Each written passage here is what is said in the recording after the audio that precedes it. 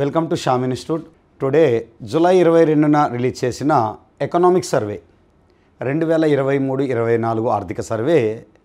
ఇది ఎండింగ్ వరకు జాగ్రత్తగా వింటే ఏ కాంపిటేటివ్ ఎగ్జామ్స్ అయినా, ఇది గ్రూప్ 1 కానీ గ్రూప్ 2 కానీ ఎస్ఎస్సి జీడీ ఆర్ఆర్బీ కావచ్చు, కానిస్టేబుల్ ఎస్ఐ కావచ్చు, ప్రతి కాంపిటేటివ్ ఎగ్జామ్లో ఈ 1 ఇయర్ వరకు 23-24 ఆర్థిక సర్వే చదవాల్సిందే, 24-25 బడ్జెట్ కూడా చదవాల్సిందే.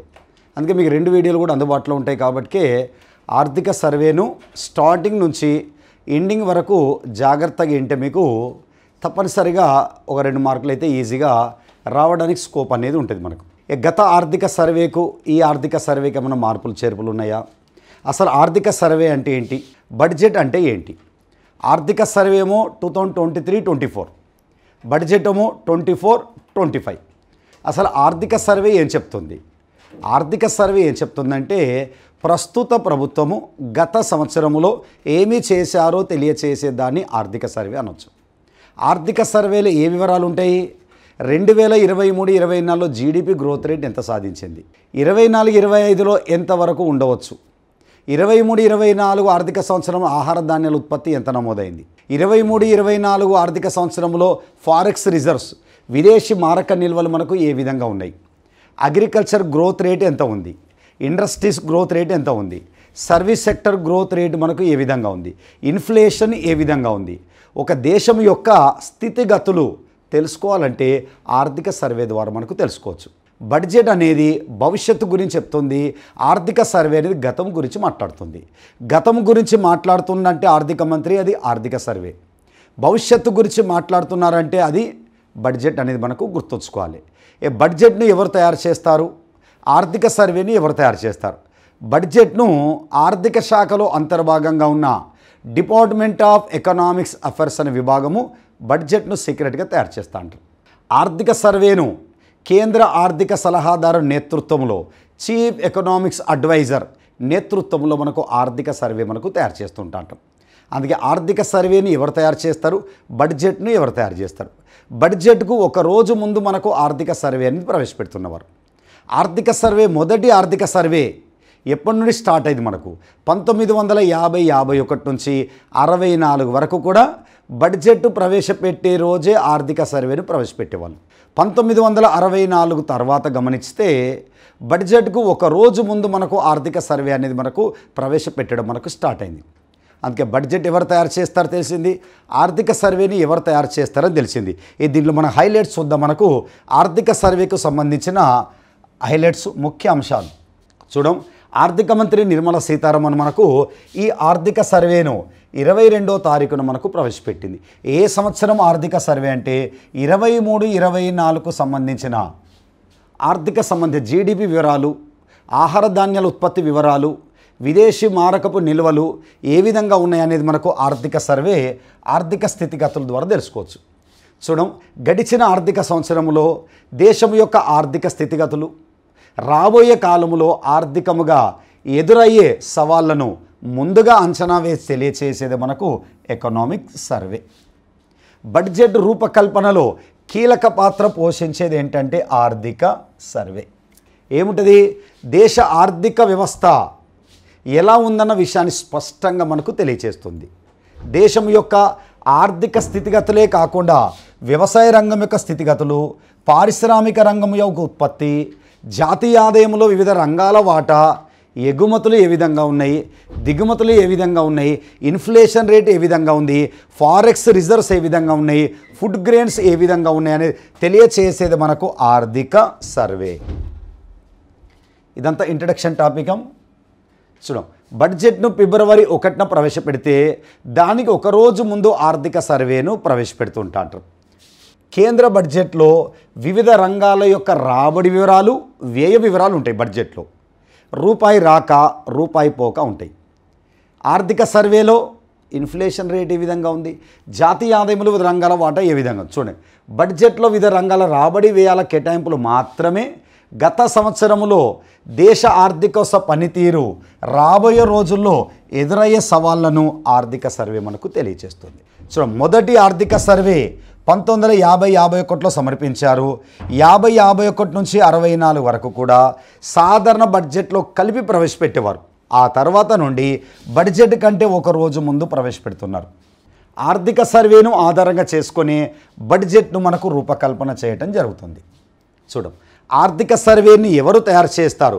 చీఫ్ ఎకనామిక్ అడ్వైజర్ అనంత నాగేశ్వరన్. ప్రస్తుతం అనంత నాగేశ్వరన్ నేతృత్వంలో మనకు ఏం తయారు చేస్తారు? ఆర్థిక సర్వేను మనకు తయారు చేస్తూ అంటారు.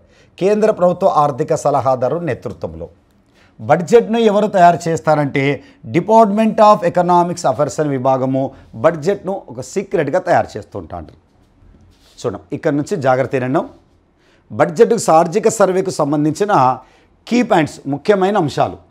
ఈ జీడిపి గ్రోత్ రేట్, జీడిపి వృద్ధి రేటు ఏ విధంగా ఉంది? జీడిపి గ్రోత్ రేట్ అనేది ఎకనామిక్ గ్రోత్ రేట్ తెలుస్తుంది. ఆర్థిక వృద్ధి గురించి తెలియచేసేది మనకు జీడిపి, ఆర్థిక అభివృద్ధి గురించి కాదు. ఆర్థిక వృద్ధి అంటేనే ప్రతి సంవత్సరం ఉత్పత్తిలో గమనించదగిన పెరుగుదలను ఆర్థిక వృద్ధి అనే పేరుతో పిలవచ్చు.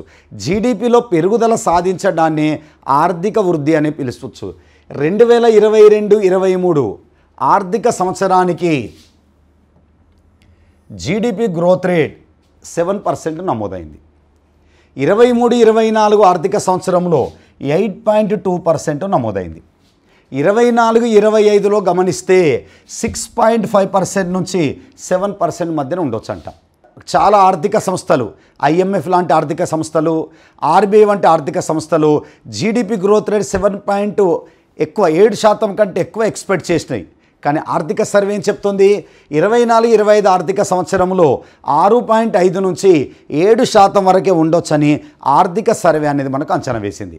అంటే ప్రస్తుతం దేశం యొక్క స్థితిగతులు ఏ విధంగా ఉన్నాయి, 23-24లో ఏ విధంగా ఉన్నాయి, 24-25లో ఏ విధంగా ఉన్నాయి, గత సంవత్సర స్థితిగతులు, రాబోయే సంవత్సరంలో ఎదుర్కొనే ఆర్థిక సవాళ్ళ గురించి తెలియచేసేది ఆర్థిక సర్వే. ఆర్థిక సర్వే ప్రకారము 24-25 ఆర్థిక సంవత్సరానికి జీడిపి వృద్ధి రేటు ఎంత నుండి ఎంత మధ్యకు ఉండవచ్చు అని అడగవచ్చు ఎగ్జామ్లో.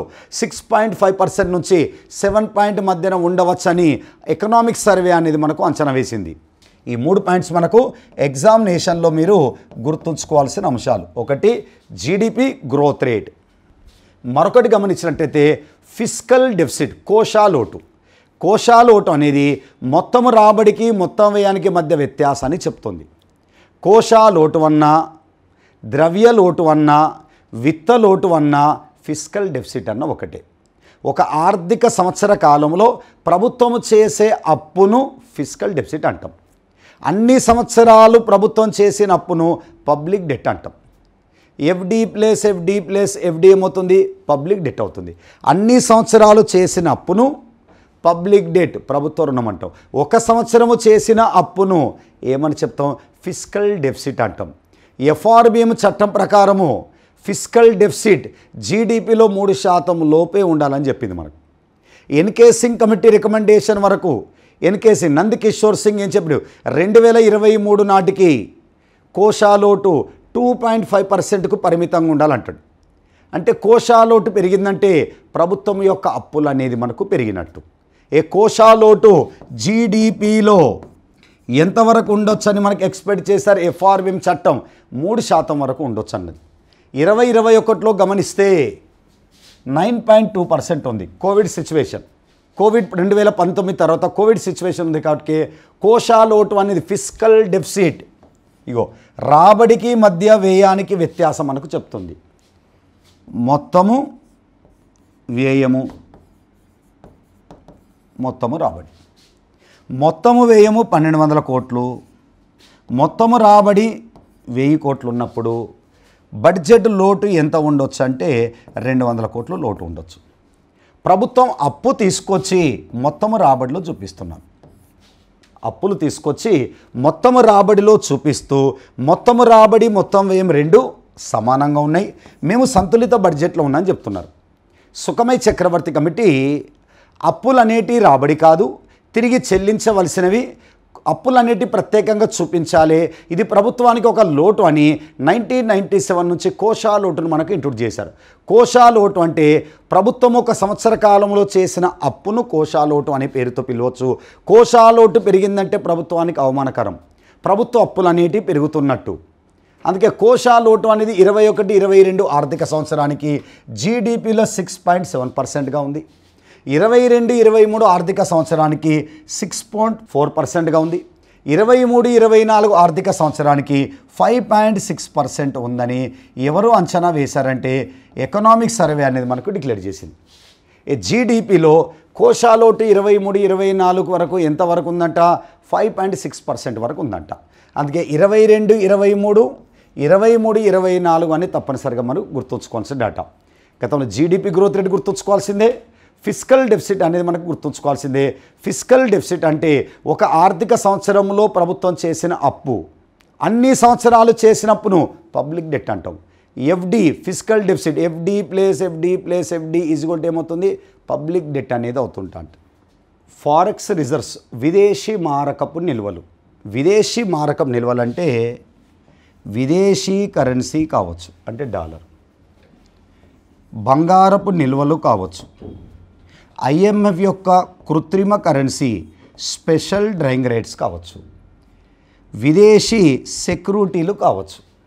సాధారణంగా ఈ మూడింటిని కలిపి ఏమని పిలుస్తామంటే ఫారెక్స్ రిజర్వ్స్ అనే పేరుతో పిలవచ్చు. ఒక దేశం యొక్క విదేశీ మారకపు నిల్వలు పెరిగినాయంటే అది ఒక అభివృద్ధికి సూచికగా పరిగణించవచ్చు. 1991 ఆర్థిక సంవత్సరంలో కేవలం 3 వారాల చెమురు దిగుమతులకు సరిపడా విదేశీ మారక నిల్వలు ఉండేటి. అటువంటి విదేశీ మారకం నిల్వలు చూసినట్టయితే 2021 ఆర్థిక సంవత్సరంలో $570 బిలియన్ ఉండే. 21-22 ఆర్థిక సంవత్సరానికి $607.3 బిలియన్ ఉంది. 2022-23 ఆర్థిక సంవత్సరానికి $578.4 బిలియన్ ఉన్నాయి. 23-24 ఆర్థిక సంవత్సరానికి $646.7 బిలియన్ ఉన్నాయి. ఈ 22-23, 23-24 ఇయర్స్ గుర్తుంచుకున్నాం. ఇవి మారుతూ ప్రతి సంవత్సరం అబ్జర్వ్ చేసుకుంటాం, మనం మారుతూ ఉంటా అంటే కాబట్టి ప్రతి సంవత్సరము 24-25 చూసుకోవాలి. మళ్ళీ ఇప్పుడు 23-24 వరకు గమనించినట్టయితే $646.7 బిలియన్ మనకు నమోదైంది. 22-23 ఒకటి చెక్ చేసుకోవాలి, 23-24 ఒకటి మనం గుర్తుంచుకోవాలి. దీంతోపాటు ఫుడ్ గ్రెయిన్స్ ప్రొడక్షన్ అన్నాడు, ఆహార ధాన్యాలకు ఉత్పత్తి. ఈ ఆహార ధాన్యాల ఉత్పత్తి గమనిస్తే 1950-51లో కేవలం 52.4 మిలియన్ టన్నులే ఉండే భారతదేశంలో. అది ఏపీ వైర్గా చూస్తే లక్షల టన్నులు అంటాం, ఇక్కడ మిలియన్ టన్నులు అనే పదాన్ని వాడాలి. 18-19 ఆర్థిక సంవత్సరంలో 285.2 మిలియన్ టన్నులుగా నమోదైంది. 19-20లో చూస్తే పెరుగుతూ వచ్చే చూడం 297.5 మిలియన్ టన్నులుగా ఉంది. 2021లో చూస్తే 310.7 మిలియన్ టన్నులుగా ఉంది. 21-22 నుంచి 23-24 వరకు చూసుకోవాలి. 21-22 ఆర్థిక సంవత్సరంలో 315.7 మిలియన్ టన్నులుగా నమోదైంది. 22-23లో 329.1 మిలియన్ టన్నులు నమోదైంది. 2023-24 ఆర్థిక సంవత్సరంలో 328.9 మిలియన్ టన్నులు నమోదైంది. ఆహార ధాన్యాల ఉత్పత్తి అనేది రసాయనిక ఎరువులు, క్రిమిసంహారక మందులు, విత్తనాలు, నీటిపారుదల సౌకర్యాలు, బ్యాంకులు ఇచ్చే రుణాలు మొదలైన వాటిపైన ఆహార ధాన్యాల ఉత్పత్తి, కనీసం మద్దతు ధర మొదలైన వాటిపైన మనకు ఆధారపడి ఉంటుంది. ఈ ఆహార ధాన్యాల ఉత్పత్తి చూసినట్టయితే క్రమంగా మనకు పెరుగుతున్నట్టు కనబడుతుంది. సుమారుగా 330 మిలియన్ టన్నులు మనకు నమోదైనట్టే. అదేవిధంగా గమనిస్తే క్యాపిటల్ ఎక్స్పెండిచర్ ఎటు జీడిపి అంటే ఎక్స్పెండిచర్ 2 రకాల ఎక్స్పెండిచర్స్ ఉంటాయి.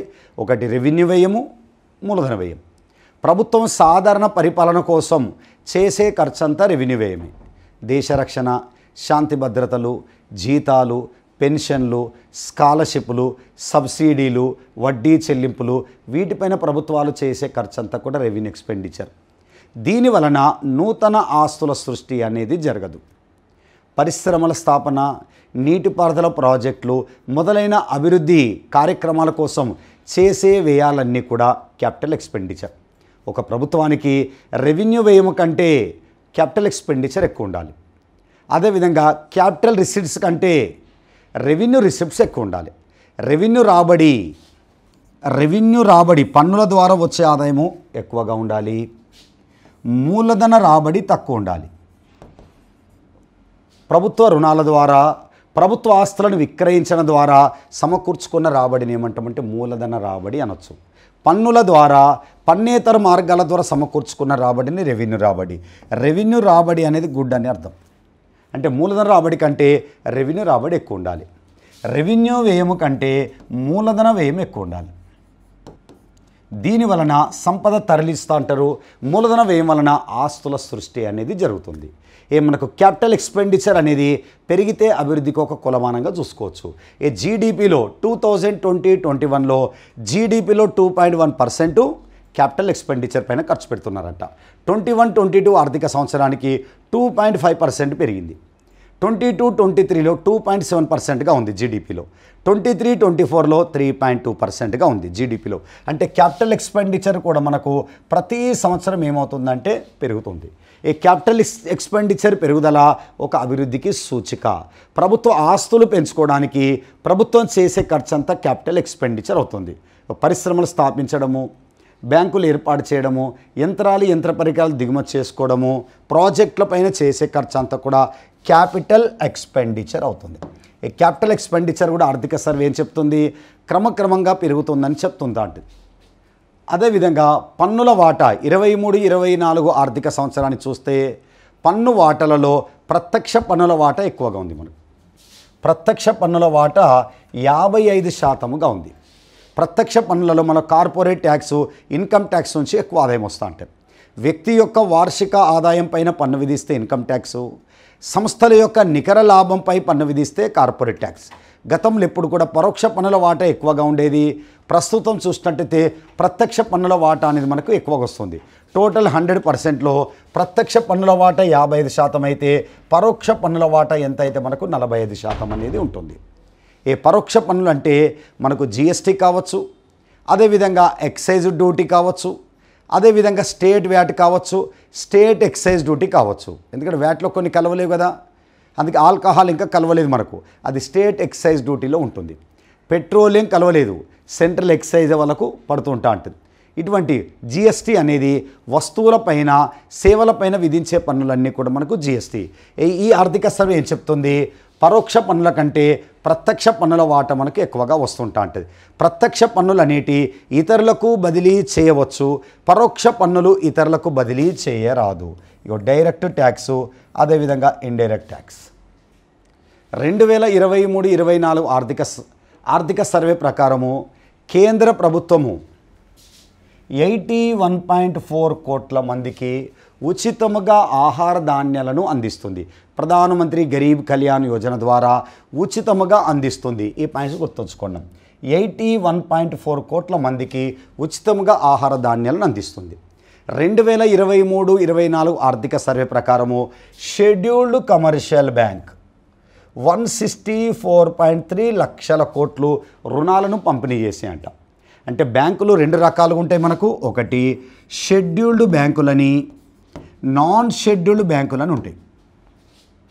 షెడ్యూల్డ్ బ్యాంకులు అంటే ఆర్బీఐ 1934 చట్టం ప్రకారం ఆర్బీఐ 2వ నిబంధనలో పేరు నమోదు చేయబడిన బ్యాంకులన్నీ కూడా షెడ్యూల్ బ్యాంక్. షెడ్యూల్ అంటే లిస్టు. షెడ్యూల్ బ్యాంక్ అనబడాలంటే బ్యాంకు వ్యాపారం చేస్తూ ఉండాలి. బ్యాంకు వ్యాపారం అంటే డిపాజిట్లు స్వీకరించాలి, రుణాలు ఇవ్వాలి. కనీసం 5 లక్షలు అంతకంటే ఎక్కువ డిపాజిట్లు స్వీకరించి ఉండాలి.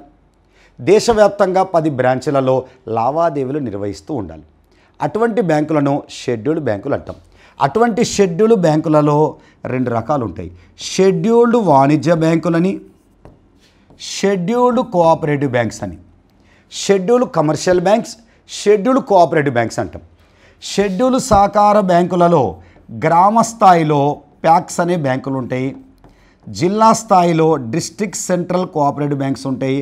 రాష్ట్ర స్థాయిలో స్టేట్ కోఆపరేటివ్ బ్యాంక్స్ అనేవి ఉంటాయి. గ్రామ స్థాయిలో ప్రైమరీ అగ్రికల్చర్ క్రెడిట్ సొసైటీ అని, జిల్లా స్థాయిలో డిస్ట్రిక్ట్ సెంట్రల్ కోఆపరేటివ్ బ్యాంక్స్ అని, రాష్ట్ర స్థాయిలో స్టేట్ కోఆపరేటివ్ బ్యాంక్. మనం ఏమన్నాడు, షెడ్యూల్ కమర్షియల్ బ్యాంక్స్ అన్నాడు. షెడ్యూల్ వాణిజ్య బ్యాంకులలో ప్రభుత్వ రంగ బ్యాంకులు ఉంటాయి, ప్రైవేట్ రంగ బ్యాంకులు ఉంటాయి, ఫారెన్ బ్యాంక్స్ ఉంటాయి, ఆర్ఆర్బీస్ ఉంటాయి, రీజనల్ రూరల్ బ్యాంక్స్. ప్రాంతీయ గ్రామీణ బ్యాంకులు 43 ఉన్నాయి, ఫారెన్ బ్యాంక్స్ 46 ఉన్నాయి, ప్రైవేట్ రంగ బ్యాంకులు 21 ఉన్నాయి, ప్రభుత్వ రంగ బ్యాంకులు 12 ఉన్నాయి. ఇవన్నిటిని ఏమేమి పిలుస్తామంటే షెడ్యూల్ వాణిజ్య బ్యాంకులు. ఈ షెడ్యూల్ వాణిజ్య బ్యాంకులు చూసినట్టయితే 164.3 లక్షల కోట్ల పరపతి అంటే రుణాలు పంపిణీ చేయడం అనేది జరిగిందని ఆర్థిక సర్వే మనకు చెప్తుంది. 23-24 ఆర్థిక సర్వే. ఇదే 23-24 ఆర్థిక సంవత్సరంలో భారతదేశానికి రెమిటెన్స్ ద్వారా $120 బిలియన్ అనేటివి వచ్చినాయి మనకు. రెమిటెన్స్ అంటే విదేశాలలో ఉండే భారతీయులు మన దేశానికి పంపించిన ఆదాయం. అమెరికా దేశంలో, జపాన్ దేశంలో మన భారతీయులు ఉన్నారు కదా, వాళ్ళు మన దేశానికి పంపించిన ఆదాయాన్ని రెమిటెన్స్ అనే పేరుతో పిలుస్తారు. అత్యధిక రెమిటెన్స్ ద్వారా ఆదాయం పొందుతున్న దేశం ఏంటంటే భారతదేశం అని మనం గుర్తుంచుకోవాలి. 23-24 ఆర్థిక సంవత్సరంలో విదేశాల్లో ఉండే భారతీయులు మన దేశానికి పంపించిన ఆదాయం అంటే వాళ్ళ కుటుంబాలకు పంపించిన ఆదాయం $120 బిలియన్ వచ్చాయంట. చూడు, 23-24 ఆర్థిక సంవత్సరానికి పారిశ్రామిక వృద్ధి రేటు 9.5%గా ఉందంట. 23-24 జాతీయ రహదారి నిర్మాణ వేగము రోజుకు 34 కిలోమీటర్లు వేయాలని నిర్ణయించారు. 23-24 ఆర్థిక సంవత్సరంలో కరెంటు ఖాతాలో లోటు 0.7% ఉందంట. At GDP. కరెంటు ఖాతాల లోటు అంటే మనకు బ్యాలెన్స్ ఆఫ్ పేమెంట్ ఉంటుంది, విదేశీ చెల్లింపుల ఖాతా. బ్యాలెన్స్ ఆఫ్ పేమెంట్లో 2 రకాల ఖాతాలు ఉంటాయి. ఒకటి ప్రస్తుత ఖాతా ఉంటుంది, 2 మూలధన ఖాతా ఉంటుంది. ఇక్కడ ఏమన్నాడు, ప్రస్తుత ఖాతా అన్నాడు, కరెంటు ఖాతా అన్నాడు. ప్రస్తుత ఖాతాలో దృశ్య ఖాతా ఉంటుంది, అదృశ్య ఖాతా ఉంటుంది. దృశ్య అంటే వస్తువులు, వస్తువుల ఎగుమతులు, వస్తువుల దిగుమతులు దృశ్య ఖాతాలు ఉంటాయి. అదృశ్య ఖాతాలో సేవల ఎగుమతులు, సేవల దిగుమతులు అనేటివి ఉంటాయి. బీఓపీలో ఎగుమతులు అనేటివి మనకు రాబడి కాబట్టి రాబడులు రాసుకోవాలి, దిగుమతులు చేసుకుంటే చెల్లింపు కాబట్టి దిగుమతులు అనేటివి చెల్లింపులు చేసుకోవాలి. లోటు ఎప్పుడు ఏర్పడుతుంది, ఎగుమతులు తక్కువ ఉండి దిగుమతులు ఎక్కువ ఉంటే వ్యాపారం అనేది ప్రతికూలముగా మారుతుంది. మనకు లోటు ఎంత ఉందంటే జీడిపిలో 0.7% అనేది ఉంటుంది. అంటే వస్తు సేవల ఎగుమతుల కంటే వస్తు సేవల దిగుమతులు అనేటివి ఎక్కువగా ఉన్నాయని అర్థం. అందుకే 0.7% లోటుగా ఉందంట. 23-24 ఆర్థిక సంవత్సరంలో ప్రపంచ వస్తువుల ఎగుమతుల్లో అంటే దృశ్య ఖాతాలు, అదృశ్య కాదు, దృశ్య అంటేనే వస్తువులు, వస్తువుల ఎగుమతుల్లో భారత్ యొక్క వాటా 1.8%గా ఉందంట. ఈ డేటా గుర్తుంచుకోండి. అదేవిధంగా 23-24లో సేవల ఎగుమతులు అంటే అదృశ్య ఖాతా, అదృశ్య ఎగుమతులు 4.9% పెరిగినాయంట. 2024 మార్చి చివరి నాటికి జీడిపి నిష్పత్తి బాహ్య రుణం అంటే బహిర్గత రుణం, ఇతర దేశాల నుండి, ఇతర దేశ విత్త సంస్థల నుండి, ఇతర దేశ బ్యాంకుల నుండి తీసుకున్న రుణం ఎంత అంటే బాహ్య రుణము 18.7%గా ఉందంట. అంతర్గత రుణం ఉంటుంది, బహిర్గత రుణం ఉంటుంది, ఇంటర్నల్ ఎక్స్టర్నల్ 2 ఉంటాయి. ఇది ఎక్స్టర్నల్ గురించి మాట్లాడుతున్నాడు.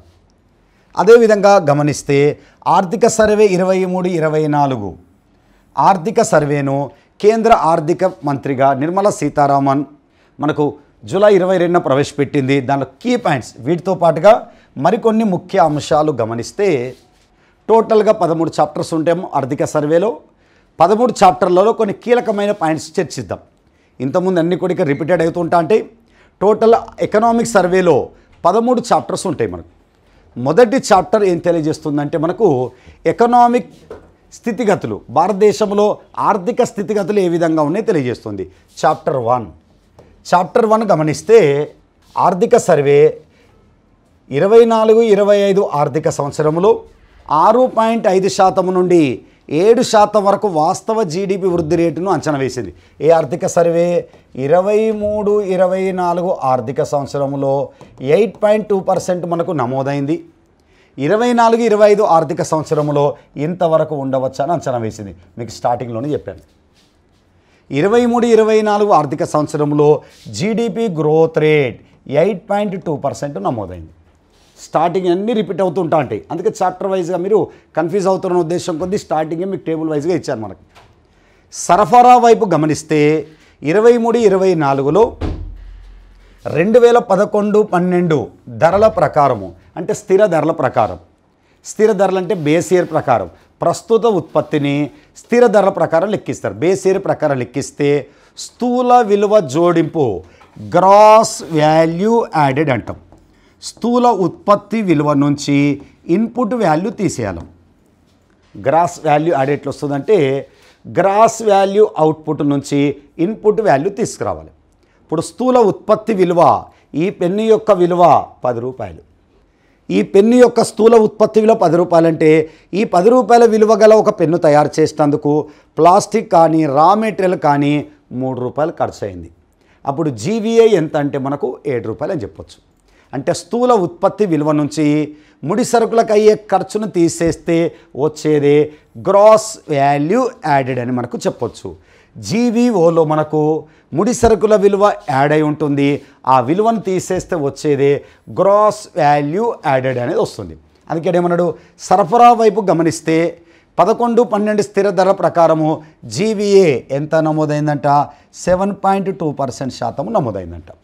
అదే జీడిపి అంటే 8.2% నమోదైంది. ఇది ఇన్పుట్ వాల్యూ తీసేయాలి కదా, అందుకే 7.2% మాత్రం నమోదైంది. అడ్మినిస్ట్రేటివ్ మరియు మానిటరీ పాలసీ రిటైల్ ద్రవ్యోల్బణము అంటే సిపిఐ ప్రకారం కన్సూమర్ ప్రైస్ ఇండెక్స్ కమెండ్ అని చెప్తుంటాం. ప్రస్తుత ద్రవ్యోల్బణాన్ని లెక్కించడానికి ప్రామాణిక కొలమానం ఏంటంటే సిపిఐ. ఆహారంతో పాటు ఆహారతర వస్తువులు కూడా అంచనా వేస్తుంది. రిటైల్ ద్రవ్యోల్బణము ఎంత, 22-23లో 6.7%గా ఉందంట. 23-24లో 5.4%కు తగ్గింది. 23-24 సంవత్సరానికి ఎంత తగ్గిందంట, 5.4% తగ్గింది. ఏ మెథడ్ ద్వారా, వైఓవై మెథడ్ ద్వారా లెక్కించారు. వైఓవై మెథడ్ అంటే ఇయర్ ఆన్ ఇయర్ మెథడ్ అని పిలవచ్చు.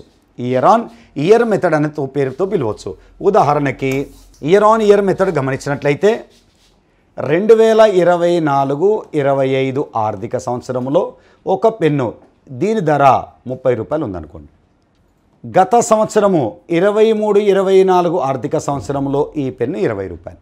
పోల్చుకుంటే ఎంత పెరిగింది, 10 రూపాయలు పెరిగింది. ఈ పద్ధతిని ఏమంటామంటే ఇయర్ ఆన్ ఇయర్ మెథడ్ అనే పేరుతోటి మనకు పిలవచ్చు. అంటే ప్రస్తుత సంవత్సరంలో ఒక వస్తువు ధర ఏ విధంగా ఉంది, గత సంవత్సరం కంపేర్ చేస్తారు. 22-23లో 6.7% ఉంటే ఇన్ఫ్లేషన్ రేటు, 23-24లో 5.4%కి ఇన్ఫ్లేషన్ రేటు పెరిగింది. ధరలు ఇన్ఫ్లేషన్ అంటే ధరలు నిర్విరామముగా నిరంతరముగా సాధారణ ధర స్థాయి నుంచి పెరుగుతూ ఉండే పరిస్థితిని ఇన్ఫ్లేషన్ అంటాం. ఇన్ఫ్లేషన్ తగ్గడం అనేది అభివృద్ధికి ఒక కొలమానంగా చెప్పుకోవచ్చు. ఏ ఇన్ఫ్లేషన్ ఉంటే పేదవారి యొక్క కొనుగోలు శక్తి అనేది పడిపోతుంది. కావున ఇన్ఫ్లేషన్ అనేది ఆర్థిక సర్వే తగ్గిందని, రిటైల్ ఇన్ఫ్లేషన్ అనేది తగ్గిందని మనకు చూపిస్తుంది. కరెంటు ఖాతాల లోటు ఇంతకుముందు చెప్పాను. కరెంటు ఖాతాల లోటు 23-24లో జీడిపిలో ఆల్రెడీ అక్కడ చెప్పాను మీకు 0.7%గా ఉంది. ఇది 22-23లో జీడిపిలో 2%గా ఉంది. అంటే లోటును మెరుగుపరుచుకుంది, అంటే లోటును తగ్గించుకుంది. 2% ఉన్న లోటు ఎంత తగ్గిందంట, 0.7%కు తగ్గిందంట. ఎప్పుడు 23-24 ఆర్థిక సంవత్సరానికి లోటు 2% నుంచి 0.7%కు తగ్గింది. ఇది కూడా లోటు అనేది మెరుగుపడ్డది. ఇన్ఫ్లేషన్ తగ్గడము అభివృద్ధికి సూచిక. ఒకటి ఇన్ఫ్లేషన్ రేట్ తగ్గించుకున్నాం, బ్యాలెన్స్ ఆఫ్ పేమెంట్లో లోటు కూడా మనకు తగ్గించుకోవడం జరిగింది. అంటే గతంలో ఎగుమతులు ఎక్కువగా ఉండి ఎగుమతులు తక్కువ ఉండి దిగుమతులు ఎక్కువ ఉన్నాయి. ఇప్పుడు కూడా అంతే ఉంది. గతంతో పోలిస్తే దిగుమతులు కొంచెం తగ్గినాయి. అందుకే లోటు అనేది మెరుగుపడిందని గుర్తుంచుకోవాలి. అదేవిధంగా మహమ్మారి కోవిడ్ తర్వాత క్రమబద్ధమైన పద్ధతిలో భారత ఆర్థిక వ్యవస్థ కొద్దిగా కోలుకుంటుంది. మరియు సరే 23-24లో వాస్తవ జీడిపి 2019-20లో దాని స్థాయి కంటే 20% ఎక్కువగా ఉందంట. అంటే 2019-20 ఆర్థిక సంవత్సరాన్ని 23-24తో పోల్చుకుంటే 2019-20 అనేది కోవిడ్ సింటమ్సు, 23-24 చూసినట్టయితే మనకు జీడిపి గ్రోత్ రేట్ 20% అనేది ఎక్కువగా ఉందని చెప్పింది. ఈ ఘనత కొద్ది దేశాలకు మాత్రమే మనకు సాధించినాయి. అందుకే కోవిడ్ తర్వాత ఆర్థిక వ్యవస్థ మనకు పుంజుకుంది. గతంలో ఆర్థిక సర్వేల వి ఆకారపు గ్రోత్ రేట్ అని మనకు నిర్మలా సీతారామన్ సూచించింది. వృద్ధి రేటు ప్రారంభంలో ఎక్కువగా ఉన్న ఆ తర్వాత తగ్గుతుంది, ఆ తర్వాత మేము పుంజుకుంటామని చెప్తుంది. కోవిడ్ తర్వాత ఆర్థిక వ్యవస్థలో జీడిపి గ్రోత్ రేట్ అనేది పెరిగింది. అందుకే ఆర్థిక వ్యవస్థ కొన్ని దేశాలు మాత్రం ఇటువంటి సాధించినని చెప్తుంది. పన్ను రాబడులలో ప్రత్యక్ష పన్నుల వాటా పెరిగింది, పరోక్ష పన్నుల వాటా తగ్గింది. 55-45 ఉన్నాయి వాటా. అదేవిధంగా గత ప్రభుత్వము 81.4 కోట్ల మందికి ఉచితముగా ఆహార ధాన్యాలను అందించగలుగుతుంది. ఆల్రెడీ స్టార్టింగ్ చెప్పాను కదా, అవే రిపీట్ అవుతున్నాయి. అదేవిధంగా చాప్టర్ నెంబర్ 2 ఏమిది? చాప్టర్ 2లో మనకు monetary management and financial management అని ఉంది. చాప్టర్ 2 భారతదేశ బ్యాంకింగ్ మరియు ఆర్థిక రంగాలు 23-24లో అద్భుతమైన పనితీరును ప్రదర్శించాయి. ఆర్బీఐ ఈ ఏడాది పొడవునా రెపో రేటును మనకు మార్చలేదు, 6.5% మాత్రమే కొనసాగించింది. అంటే ఆర్థిక వ్యవస్థ ద్రవ్యోల్బణ నియంత్రణలో ఉంది. ధరలు పెరుగుతూ ఉన్నప్పుడు, ఇన్ఫ్లేషన్ రేటు పెరుగుతూ ఉన్నప్పుడు పాలసీ వడ్డీ రేట్లు ఏం చేస్తారంటే పెంచుతుంటా అంటారు. అందుకే ఈ సంవత్సరము వడ్డీ రేట్లు పెద్దగా మనకు మార్చలేరు. రెపో రేట్ అదే 6.5%గా ఉంది. రివర్స్ రెపో రేట్ 3.35%గా ఉంది. బ్యాంకు రేటు 6.75% ఉంది. స్టాండింగ్ డిపాజిట్ ఫెసిలిటీ 6.25%గా ఉంది. సిఆర్ఆర్ 4.50 ఉంది. అదేవిధంగా చూస్తే ఎస్ఎల్ఆర్ 18% ఉంది. అదే కంటిన్యూషన్ చేశారు. ఈ సంవత్సరం అంతా వడ్డీ రేట్లు మార్చలేరు, రిజర్వ్ రేషియోలు కూడా మనకు మార్చలేరు. ద్రవ్య విధాన కమిటీ, మానిటరీ పాలసీ కమిటీ, ద్రవ్య విధాన కమిటీకి చైర్మన్ ఎవరంటే ఆర్బీఐ గవర్నర్. ఈ ద్రవ్య విధాన కమిటీ 2 నెలలకు ఒకసారి పరపతి రివ్యూ చేస్తుంటుంది. బై మంత్లీ మానిటరీ పాలసీ, ఆర్థిక వ్యవస్థ స్థితిగతులు బట్టి వడ్డీ రేట్లు మార్చాలన్నా లేదా క్యాష్ రిజర్వ్స్ మార్చాలన్నా మానిటరీ పాలసీ కమిటీ నిర్ణయం తీసుకుంటుంది. ద్రవ్య విధాన కమిటీ 23-24లో పాలసీ రెపో రేటు 6.5% వద్ద యథాతథ స్థితిగా కొనసాగించి, అంటే వృద్ధికి మద్దతునిస్తూ ద్రవ్యోల్బణ లక్ష్యంతో క్రమంగా సమలేఖనం చేయబడింది. అంటే ద్రవ్యోల్బణం పెరగకుండా మనకు కాపాడింది, ద్రవ్యోల్బణాన్ని కంట్రోల్ చేసిందని చెప్పుకోవచ్చు. షెడ్యూల్ కమర్షియల్ బ్యాంక్ ఆల్రెడీ చెప్పాను, పరపతి 164.3 లక్షల కోట్లుగా ఉంది. చూడం, హెచ్డిఎఫ్సి బ్యాంకుతో హెచ్డిఎఫ్సి విలీనం ప్రభావం మినహా బ్రాడ్ మనీ వృద్ధి అంటే M3 ద్రవ్యం, బ్రాడ్ మనీ వృద్ధి అంటే M3 ద్రవ్యం C+DD+OD+TD అనొచ్చు.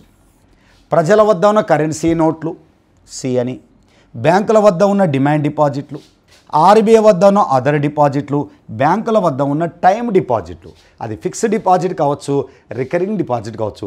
హెచ్డిఎఫ్సి బ్యాంకుతో హెచ్డిఎఫ్సి విలీనం ప్రభావం మినహా బ్రాడ్ మనీ వృద్ధి అనేది ఏడాది క్రితము 9%తో పోలిస్తే మార్చి 24 నాటికి 11.2% అనేది మనకు ఉంది. ఈ పద్ధతిని ఏమంటాం? ఇయర్ ఆన్ ఇయర్ మెథడ్ అనే పేరుతో పిలవచ్చు మనకు. అంటే గత సంవత్సరంతో పోలిస్తే 24లో చూసినట్టయితే మనకు 9% నుంచి 11.2% అనేది గ్రోత్ పెరిగిందంట. అంటే ఏ డిపాజిట్లు పెరిగినాయట? టైం డిపాజిట్లు పెరిగినాయంట. M3లో M1 ద్రవ్యానికి M1లో ఈ 3 ఉంటాయి.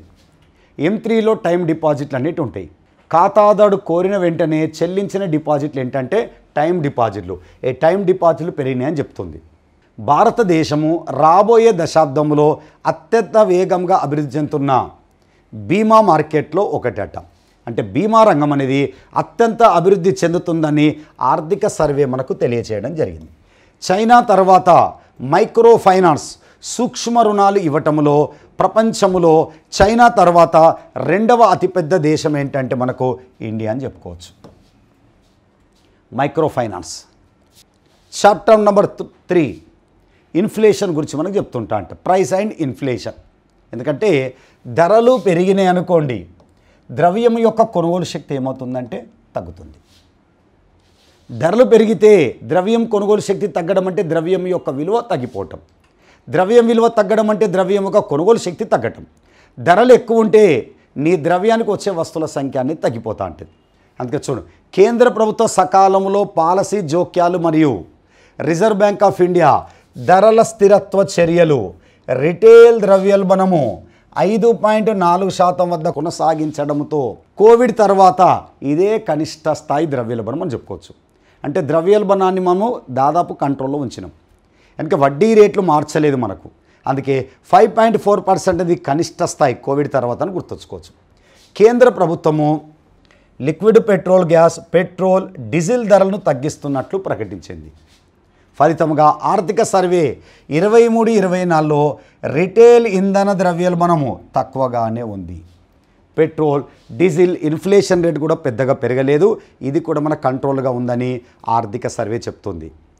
2023 ఆగస్టులో దేశీయ ఎల్పిజి సిలిండర్ ధర భారతదేశంలో అన్ని మార్కెట్లలో ఒక సిలిండర్కు 200 రూపాయల చొప్పున తగ్గించినాం.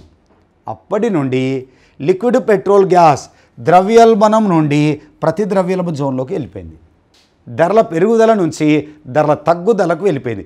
ఇన్ఫ్లేషన్ నుంచి డీఫ్లేషన్లకు వెళ్ళిపోయింది. ఇన్ఫ్లేషన్ అంటే ధరలు నిరంతరంగా పెరగటము, డీఫ్లేషన్ అంటే ధరలు నిరంతరంగా తగ్గటం, సాధారణ ధర స్థాయి నుంచి. నెక్స్ట్, ఇక కేంద్ర పెట్రోల్ మరియు డీజిల్ ధరలు కూడా లీటర్కు 2 రూపాయలు తగ్గించింది. పర్యావసనంగా వాహనాల్లో ఉపయోగించే పెట్రోల్, డీజిల్ రిటైల్ ద్రవ్యోల్బణం కూడా ద్రవ్యోల్బణం నుంచి ప్రతి ద్రవ్యోల్బణానికి తరలించబడింది. పెట్రోల్, డీజిల్ ధరలు కూడా ద్రవ్యోల్బణ స్థాయి నుంచి ప్రతి ద్రవ్యోల్బణ స్థాయికి జోన్లోకి వెళ్ళని ఆర్థిక సర్వే చెప్తుంది. 23-24లో ప్రధాన సేవల ద్రవ్యోల్బణం 9 ఏళ్ల కనిష్ట స్థాయికి తగ్గింది. అదే సమయంలో ప్రధాన వస్తువుల ద్రవ్యోల్బణం అంటే కోర్ ఇన్ఫ్లేషన్ అంటాం, మూల ద్రవ్యోల్బణం అనొచ్చు. ఆహారం, శక్తి వంటి వస్తువులను మినహాయించి మిగతా వస్తువుల ధరలో వచ్చే మార్పులను లెక్కిస్తే దాన్ని కోర్ ఇన్ఫ్లేషన్ అంటాం. అదే ఆహారం, శక్తి వంటి వస్తువులతో పాటు మిగతా వస్తువుల ధరలో వచ్చే మార్పు లెక్కిస్తే దాన్ని ప్రామాణికమైన ద్రవ్యోల్బణము అని చెప్పొచ్చు. ఈ 4 సంవత్సరాలు ఇది ప్రధాన వస్తువుల ద్రవ్యోల్బణం కూడా కనిష్ట స్థాయికి క్షీణించింది. అంటే ద్రవ్యోల్బణాన్ని అదుపులో ఉంచడమని చెప్తుంది. అదేవిధంగా విపరీతమైన వాతావరణ పరిస్థితులు, క్షీణించిన రిజర్వాయర్లు మరియు పంట నష్టము కారణంగా వ్యవసాయ రంగము అనేక సవాళ్ళు ఎదుర్కొంటుంది. ఇది వ్యవసాయ రంగం పైన ప్రభావం పడ్డదాం.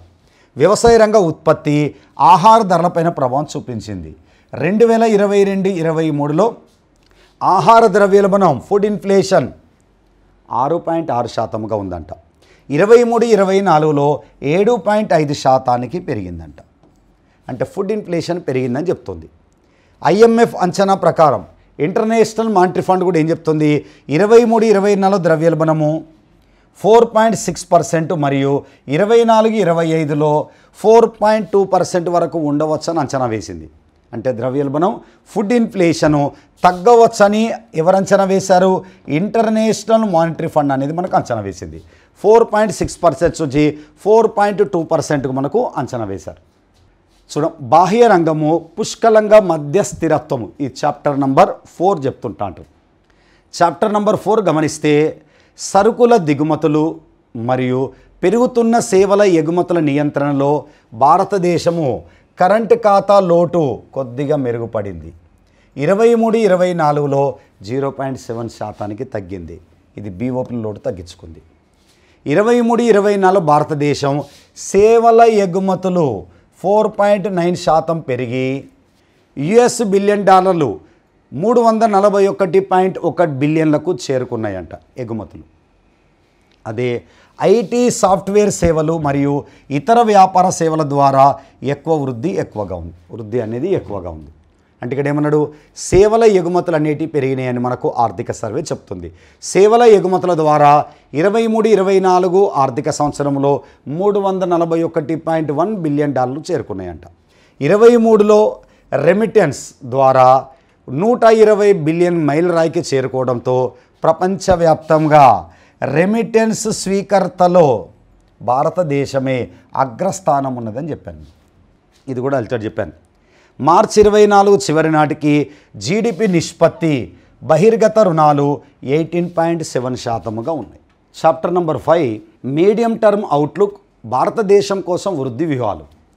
ఇది ఎంఎస్ఎంఈడిల వృద్ధి గురించి, ఎంఎస్ఎంఈల డెవలప్మెంట్ గురించి. ఎంఎస్ఎంఈడి మీన్ ఏంటంటే మైక్రో స్మాల్ మీడియం ఎంటర్ప్రైజ్. 2006లో చట్టం తీసుకొచ్చారు.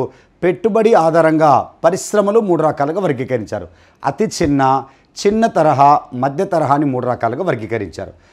అమృతకాలు యొక్క 6 కీలక రంగాలపై ఆధారపడిన వృద్ధి వ్యూహము, ప్రైవేటు పెట్టుబడులు పెంచడము, ఎంఎస్ఎంఈల విస్తరణ.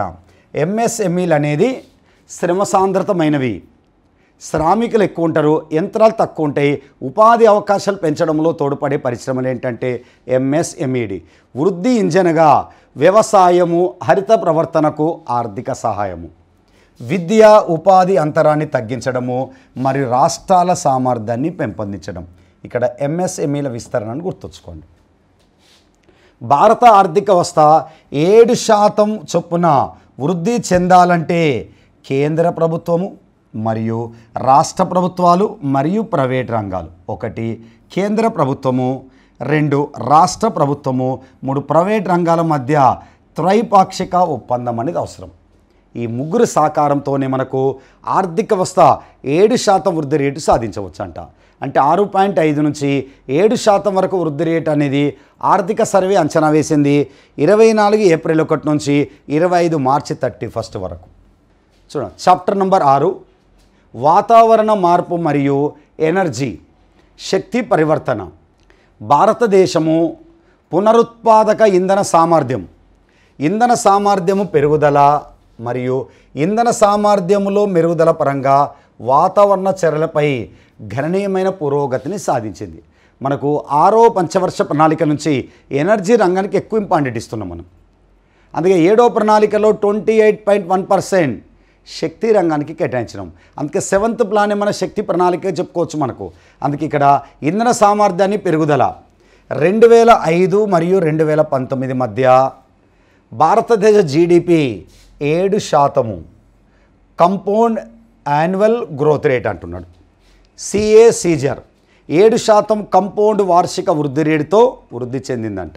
అయితే ఈ ఉద్గారాలు కంపౌండ్ యాన్యువల్ గ్రోత్ రేట్ వద్ద 4% మాత్రమే వృద్ధి చెందినాయంట. అంటే మనకు 7% వృద్ధి రేటు అనేది మనకు 15 నుంచి 2019 మధ్యలో భారతదేశ జీడిపి గ్రోత్ రేట్ 7% అంటే ఇది కంపౌండ్ వార్షిక వృద్ధి రేటు, కంపౌండ్ యాన్యువల్ గ్రోత్ రేట్తో వృద్ధి చెందింది.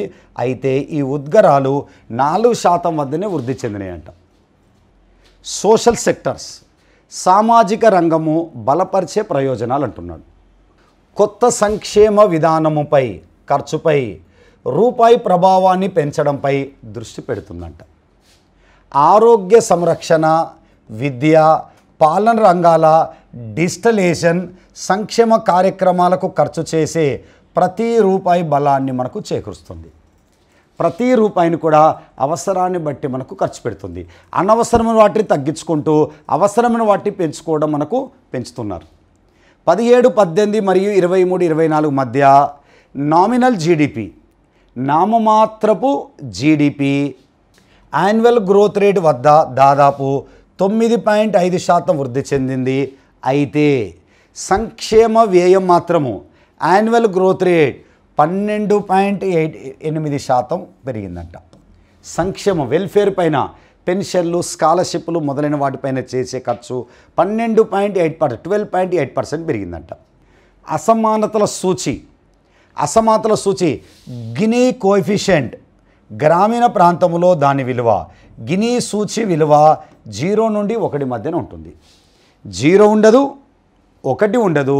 0కు దగ్గర ఉంటే అసమానతలు తక్కువ, 1 దగ్గర ఉంటే అసమానతలు ఎక్కువ. నేను అందుకే గినీ సూచి చూసినట్టయితే గినీ కోఎఫిషియంటు గ్రామీణ రంగానికి 283 నుంచి 0.26 తగ్గింది.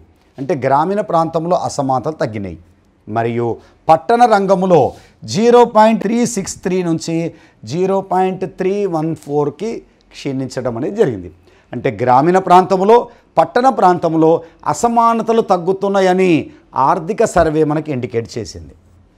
34.7 కోట్లకు పైగా ఆయుష్మాన్ భారత్ కార్డులను రూపొందించబడ్డాయి. 5 లక్షల వరకు ఆరోగ్య బీమా సౌకర్యాలు అందించడానికి 2018లో ప్రవేశపెట్టారు మనకు Ayushman Bharat.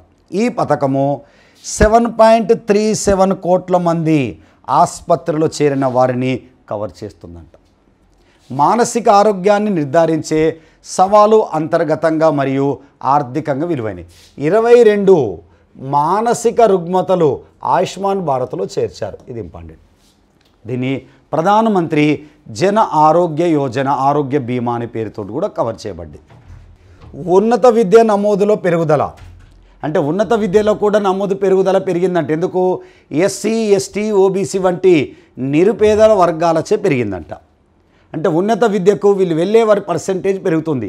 SC ST OBC వంటి వాళ్ళు ఉన్నత విద్యలో ఎక్కువగా వెళ్ళటం వలన ఉన్నత విద్య నమోదు అనేది పెరిగిందంట. ఈ వర్గాలచే పెరిగిందంట.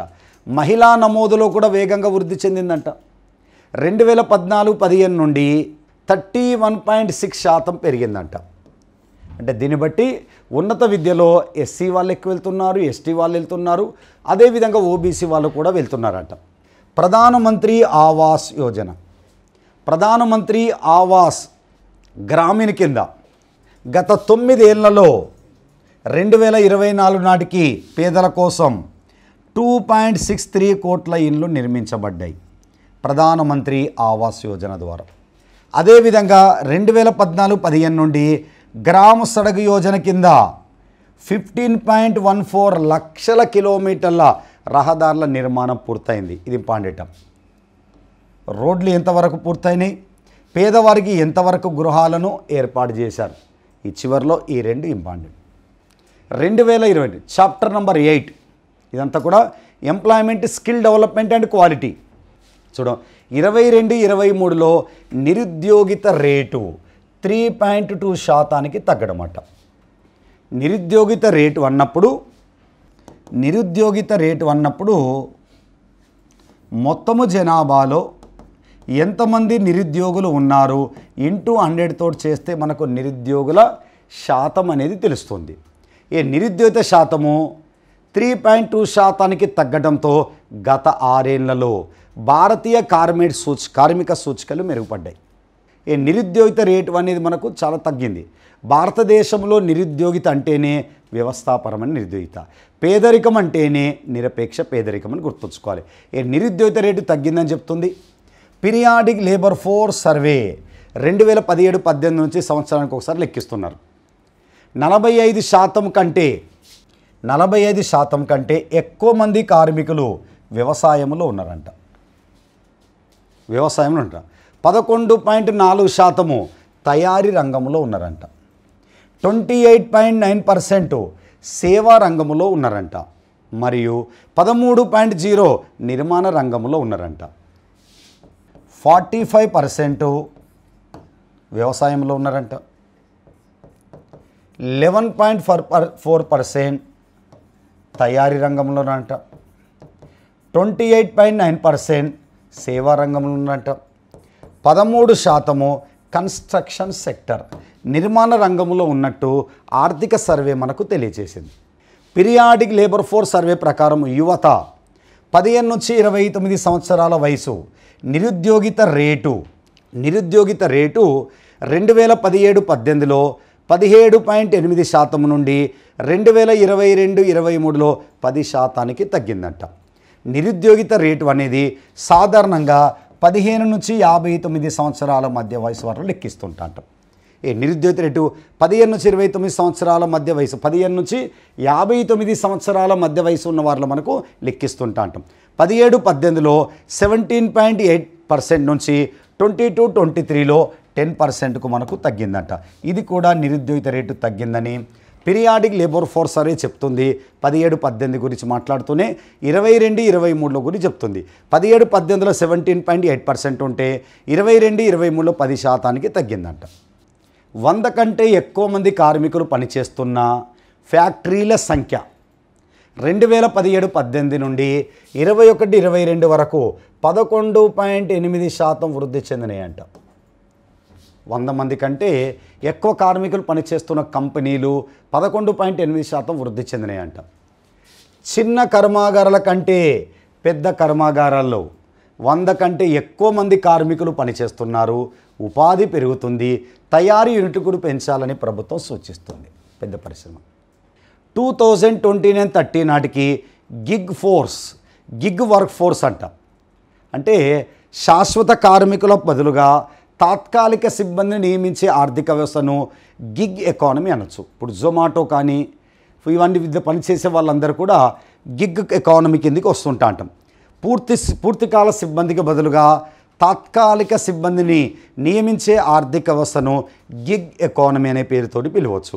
అందుకే తాత్కాలిక సిబ్బంది గిగ్ వర్కర్స్ 2.35 కోట్లకు విస్తరించిందని అంచనా. ఈ జొమాటోలో పనిచేసే వాళ్ళందరూ కూడా గిగ్ వర్కర్స్ కింద మనం చెప్పుకోవచ్చు. పెరుగుతున్న శ్రామిక శక్తికి అనుగుణంగా వ్యవసాయేతర రంగాలలో 2030 వరకు భారత ఆర్థిక వ్యవస్థ ఏటా 78.5 లక్షల ఉద్యోగాలను సృష్టించాలని ఆర్థిక సర్వే పేర్కొంది. Chapter number 9 agriculture and food management. కొన్ని కీ పాయింట్స్ మాత్రం గుర్తుంచుకోవడం. వ్యవసాయము మరియు అనుబంధ రంగము గత 5 ఏళ్లలో స్థిరమైన ధరలతో సగటు వార్షిక వృద్ధి రేటు ఇంపార్టెంట్ 4.18% నమోదైంది. వార్షిక వృద్ధి రేటు గత 5 ఏళ్లలో చూసినట్టయితే స్థిరమైన ధరలలో 4.18% మనకు నమోదైందంట. వ్యవసాయము దాని అనుబంధ రంగాలలో భారతీయ వ్యవసాయ అనుబంధ రంగాలు స్థిరంగా బలమైన వృద్ధి కేంద్రాలుగా మరియు వ్యవసాయ ఆదాయాలను మెరుగుపరచడానికి ఆశాజనకమైన మూలాలుగా అభివృద్ధి చెందుతున్నాయంట. ఇది పెద్దగా అవసరం. ఇది ఒకటి గుర్తుంచుకోండి. చూడం 2024 జనవరి చివరి నాటికి వ్యవసాయానికి పంపిణీ చేయబడిన క్రెడిట్ మొత్తము 22.84 లక్షల కోట్లు. అగ్రికల్చర్కి ఇచ్చిన రుణాలు ఎంత అంటే 24 జనవరి నాటికి 22.84 లక్షల కోట్లు. ఇది గుర్తుంచుకోండి. 2024 జనవరి 31 నాటికి బ్యాంకులు 39.4 లక్షల కోట్ల పరిమితితో 7.5 కోట్ల కిసాన్ క్రెడిట్ కార్డులను జారీ చేశాయి. కిసాన్ క్రెడిట్ కార్డులు ఎవరికి ఇస్తారంటే ఉపాంత రైతులకు, చిన్న రైతులకు ఇస్తారు. ఎవరిస్తారంటే వాణిజ్య బ్యాంకులు, సహకార బ్యాంకులు, గ్రామీణ బ్యాంకులు అనేటివి మనకు జారీ చేస్తుంటాయి. 2015-16 నుండి 23-24 వరకు పర్ డ్రాప్ మోర్ క్రాప్ ప్రధానమంత్రి కృషి సించాయ్ యోజన 2015లో ఏర్పాటు చేశారు. 2020 నాటికి 5 సంవత్సరాలలో 6 లక్షల హెక్టార్ల భూమికి సాగునీరు అందించాలని ఉద్దేశం కొద్దీ ప్రధానమంత్రి కృషి సించాయ్ యోజన కార్యక్రమం కింద ప్రతి నీటి చుక్క కూడా వ్యవసాయ రంగానికి ఉపయోగించాలి. హర్ కేత్కో పానీదేవ్ అని నాదంతో దీన్ని ప్రారంభించారు. 2015-16 నుంచి 23-24 వరకు పర్ డ్రాప్ మోర్ క్రాప్ కింద దేశంలో 90 లక్షల హెక్టార్ల విస్తీర్ణము మైక్రో ఇరిగేషన్ కింద కవర్ చేయబడ్డది. ఇది కూడా మీకు ఇంపార్టెంట్. చాప్టర్ నంబర్ 10 పరిశ్రమ మరియు చిన్న మధ్యస్థ విషయాలు. స్మాల్ అండ్ మీడియం ఎంటర్ప్రైజ్ కిందకి వస్తాయి. 23-24లో 8.2% ఉన్న ఆర్థిక వృద్ధికి 9.5% పారిశ్రామిక వృద్ధి రేటు మద్దతునిచ్చింది. 23-24లో 8.2% ఉంటే 9.5%కు వృద్ధి రేటుకు పారిశ్రామిక మద్దతు లభించింది. అంటే పారిశ్రామిక గ్రోత్ రేట్ అనేది 23-24లో 8.2 ఉన్న ఆర్థిక వృద్ధికి 9.5 పారిశ్రామిక వృద్ధి రేటు మద్దతునిచ్చింది. అనేక రంగాలలో అంతరాలు ఉన్నప్పటికీ రసాయనాలు, కలప ఉత్పత్తులు, ఫర్నిచర్, రవాణా, ఔషధాలు, యంత్రాలు, పరికరాలు వంటి ప్రధాన వృద్ధి చోదకాలతో తయారీ రంగం బలోపేతం సాధించింది. తయారీ రంగం వార్షిక వృద్ధి రేటు 5.2%. ఎక్కడైతే స్టాటిస్టికల్ డాటా ఉంటుందో దానిపైన ఫోకస్ చేయండి. చూడం 21-22లో ప్రపంచ మార్కెట్లో వాటా భారతదేశ ఎలక్ట్రానిక్ తయారీ రంగము 3.7% అంచనా వేయడంట వృద్ధి రేటు. ఇది మనకు మ్యానుఫ్యాక్చరింగ్లో కేవలం ఎలక్ట్రానిక్. అదేవిధంగా ప్రొడక్ట్ లింక్డ్ ఇన్సెంటివ్ 14 రంగాలకు ప్రాధాన్యత ఇవ్వటం అనేది జరిగింది. మనకు పిఎల్ఐ పథకాలు 24 వరకు 1.28 లక్షల కోట్ల పెట్టుబడులను ఆకర్షించాయి. ప్రొడక్షన్ లింక్డ్ ఇన్సెంటివ్ కింద మనకు 1.28 లక్షల కోట్ల పెట్టుబడిని ఆకర్షించాయి. దీని వలన 10.8 లక్షల కోట్ల ఉత్పత్తి, అమ్మకాలు మరియు 78.5 లక్షలకు పైగా ఉపాధి కల్పన ప్రత్యక్షంగా కానీ పరోక్షంగా కానీ మనకు ఉపాధి కల్పిస్తుందంట. చాప్టర్ నెంబర్ 11 ఇదంతా కూడా సర్వీసుకు సంబంధించింది. స్థూల విలువ జోడింపు జీవీఏకి సేవారంగ సాకారం ఎప్పుడు మహమ్మారికి ముందు స్థాయికి చేరుకుంది అంటే దాదాపు సేవారంగము ఎంత వాటా ఉందంట 50. అత్యధిక జీడిపిలో అత్యధిక ఆదాయం సేవారంగందే, జీవీఏలో అత్యధిక వాటా కూడా సేవారంగందే ఉంటుంది. 55% ఉందంట. సేవారంగంలో అత్యధిక సంఖ్యలో క్రియాశీల కంపెనీలు 65% ఉన్నాయి.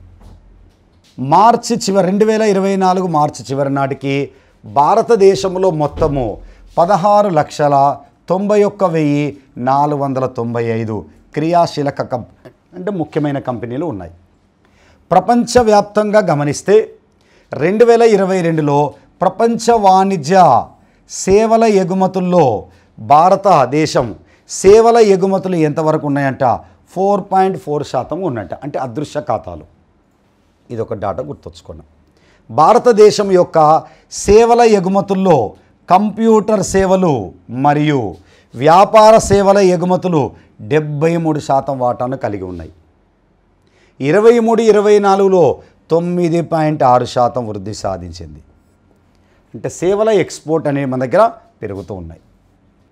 ప్రపంచవ్యాప్తంగా డిజిటల్ డెలివరీ చేయబడిన సేవల ఎగుమతుల్లో భారతదేశం యొక్క వాటా 2019లో 4.4% నుండి 23లో 6% శాతానికి పెరిగింది. ఇది కూడా ఎగ్జామినేషన్ ఇంపార్టెంట్. 23-24లో భారతీయ విమానాశ్రయాల్లో నిర్వహించబడే మొత్తం విమాన ప్రయాణికుల సంఖ్య సంవత్సరానికి 15% పెరుగుదలతో భారతదేశంలో విమాన రంగంలో గణనీయమైన అభివృద్ధి సాధించిందంట. 15% ప్రయాణికుల సంఖ్య ప్రతి సంవత్సరం పెరుగుతుంది. 23-24లో కొంకాన్ రైల్వే కార్పొరేషన్ లిమిటెడ్ మినహా ఆదాయాన్ని ఆర్జించే సరుకు రవాణా గత ఏడాది కంటే 5.3% పెరిగిందంట. 23-24 పర్యాటక రంగం టూరిజం 23లో 92 లక్షల మంది విదేశీ పర్యాటకులు రాకపోకలను చూసింది. ఇది 43.5% పెరుగుదలను సూచించింది. ఈ డాటా గుర్తుంచుకున్నాం. భారతీయ కామర్స్ ఆన్లైన్ ట్రేడింగ్ కామర్స్ పరిశ్రమ 2030 నాటికి $300 బిలియన్ దాటుతుందంట అంచనా. భారతదేశంలో మొత్తము సాంద్రత అంటే టెలిఫోన్ వాడే వారి సంఖ్య 1000 జనాభాకు టెలిఫోన్ల సంఖ్య మార్చి 2014 నాటికి 75% నుండి మార్చి 24 నాటికి 85% పెరిగింది. అంటే 75 నుంచి 85% టెలిఫోన్ వాడే వారి సంఖ్య క్రమంగా మనకు పెరుగుతుంది. ఇంటర్నెట్ సాంద్రత కూడా మార్చి 24లో 68.2% పెరిగింది. ఇంటర్నెట్ వాడేవారి సంఖ్య, టెలిఫోన్ వాడేవారి సంఖ్య పెరుగుతుంది. ఉదాహరణకి ఇక్కడ 75 అంటే ప్రతి 100 మందిలో 75 మంది టెలిఫోన్ ఉపయోగిస్తున్నారు. ప్రతి 100 మందిలో 85 మంది ఉపయోగిస్తున్నారట. చాప్టర్ నెంబర్ 12 ఇన్ఫ్రాస్ట్రక్చర్ మౌలిక సౌకర్యాలు. ఇటీవల సంవత్సరాల్లో భారీ స్థాయి మౌలిక సదుపాయాల ప్రాజెక్టు మనకు నేషనల్ మానిటైజేషన్ పైప్ లైన్ కానీ, నేషనల్ ఇన్ఫ్రాస్ట్రక్చర్ పైప్ లైన్ కానీ, నేషనల్ ఇన్ఫ్రాస్ట్రక్చర్ పైప్ లైన్ కూడా 102 లక్షల కోట్లు కేటాయించారు. ఇది విద్యుత్ కానీ, రోడ్లు కానీ, రైల్వేలు కానీ పట్టణ అభివృద్ధిపైన ఖర్చు పెట్టడానికి. నేషనల్ మానిటైజేషన్ పైప్ లైన్ 12 రకాల ప్రభుత్వ ఆస్తులను లీజుకి ఇవ్వడం ద్వారా 6 లక్షల కోట్ల ఆదాయాన్ని ఆర్జిస్తూ వచ్చిన ఆదాయాన్ని ఇన్ఫ్రాస్ట్రక్చర్ కోసం ఖర్చు పెడతారట. నేషనల్ మానిటైజేషన్ పైప్ లైన్ కానీ, నేషనల్ ఇన్ఫ్రాస్ట్రక్చర్ పైప్ లైన్ కానీ అవస్థాపన సౌకర్యాల కోసమే మనకు ఇన్ఫ్రాస్ట్రక్చర్. ఇటీవల సంవత్సరాల్లో భారీ స్థాయిలో మౌలిక సదుపాయాల ప్రాజెక్టులను నిధులు సమకూర్చడంలో ప్రభుత్వ రంగ పెట్టుబడులు కీలక పాత్ర పోషించాయి. కొత్త లైన్ల నిర్మాణము, గేజ్ మార్పిడి, డంబ్లింగ్లో గణనీయమైన పెట్టుబడితో రైల్వేలపైన మూలధన వ్యయము గత 5 సంవత్సరాలలో 75% పెరిగింది.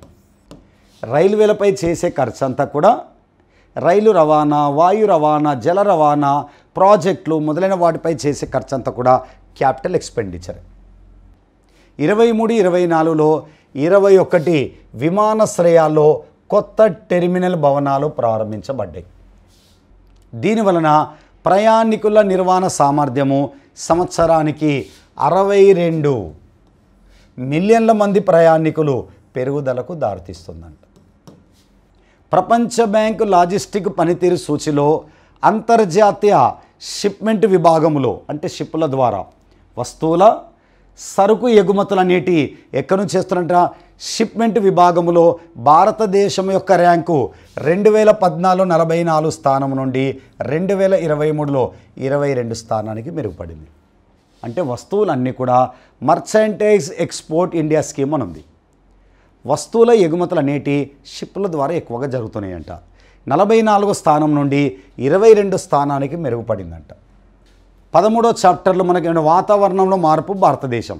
వాతావరణంలో మార్పులు మనకు అనుకూలిస్తే వ్యవసాయ రంగ గ్రోత్ రేట్ అనేది పెరుగుతుంది, అనుకూలించకపోతే వ్యవసాయ రంగ గ్రోత్ రేట్ అనేది తగ్గుతుంది.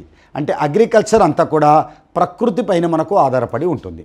ఈ 13 చాప్టర్లో ముఖ్యమైన అంశాలు మాత్రమే చదువుకోండి. స్టార్టింగ్లో చెప్పాను చూడడం, ఆ స్టార్టింగ్లో ఉన్నాయి మాత్రం చాలా అబ్జర్వ్ చేయాలి మీరు. ఇక్కడ నుంచి ప్రతిదీ చాలా ఇంపార్టెంట్. ఈ టేబుల్ జాగ్రత్త చదువుకోవాలి, కోశాలోటు జాగ్రత్త చదువుకోవాలి, ఫారెక్స్ రిజర్వ్ చదువుకోవాలి, ఆహార ధాన్యాల ఉత్పత్తి చదువుకోవాలి, క్యాపిటల్ ఎక్స్పెండిచర్ చదువుకోవాలి, ప్రత్యక్ష పరోక్ష పన్నుల వాటా చదువుకోవాలి. దీనిలో షెడ్యూల్ బ్యాంకులు ఎంతవరకు ఉచితంగా ఆహార ధాన్యాలు అందిస్తుంది, రెమిటెన్స్ ద్వారా మనకు ఆదాయం ఎంత వస్తుంది, అదేవిధంగా పారిశ్రామిక గ్రోత్ రేట్ ఎంత, కరెంటు ఖాతాలో లోటు ఎంత, ఎగుమతులో భారత వాటా ఎంత, సేవల ఎగుమతులు ఏ విధంగా ఉన్నాయి, బాహ్య రుణాలు ఏ విధంగా ఉన్నాయి చూసుకున్న తర్వాతనే అవే మీకు రిపీటెడ్గా 13 చాప్టర్లు కనబడతా ఉంటాయి. అవే రిపీటెడ్గా 13 చాప్టర్స్ ఉంటాయి అన్నట్టు ఐడియా ఉండాలి మీకు.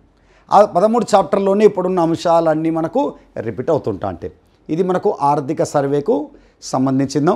మీకు ప్రతి కాంపిటేటివ్ ఎగ్జామ్లో ఆర్థిక సర్వే నుంచి 1-2 క్వశ్చన్లు అనేవి ఈజీగా అడగటానికి ఛాన్సెస్ ఉంది. మన తర్వాత బడ్జెట్ ఉంది, తర్వాత ఏపీ అనేది మనకు ఓట్ ఆన్ అకౌంటే ప్రవేశపెడతారు. అది అందుకే మనకు నెక్స్ట్ బడ్జెట్ కూడా మీకు ఆల్రెడీ లైవ్లో వచ్చి బడ్జెట్ కూడా చెప్పేస్తాం. ఆర్థిక సర్వే బడ్జెట్ చదువుకుంటే ఎగ్జామ్లో మీకు ప్రతిసారి కూడా రిపీటెడ్గా ఈ సంవత్సరం జరిగే ప్రతి ఎగ్జామ్లో కూడా బడ్జెట్ నుండి క్వశ్చన్లు అడుగుతుంటా అంటాడు, ఆర్థిక సర్వే నుంచి క్వశ్చన్లు అడుగుతున్నాడు. కాబట్టి జాగ్రత్తగా నోట్ చేసుకొని 23-24 సంబంధించిన సమాచారాన్ని చదువుకొని ఎగ్జామ్కి వెళ్తే మీకు ఉపయోగకరంగా ఉంటుందని మనం ఆశిస్తున్నాం. Okay, thank you.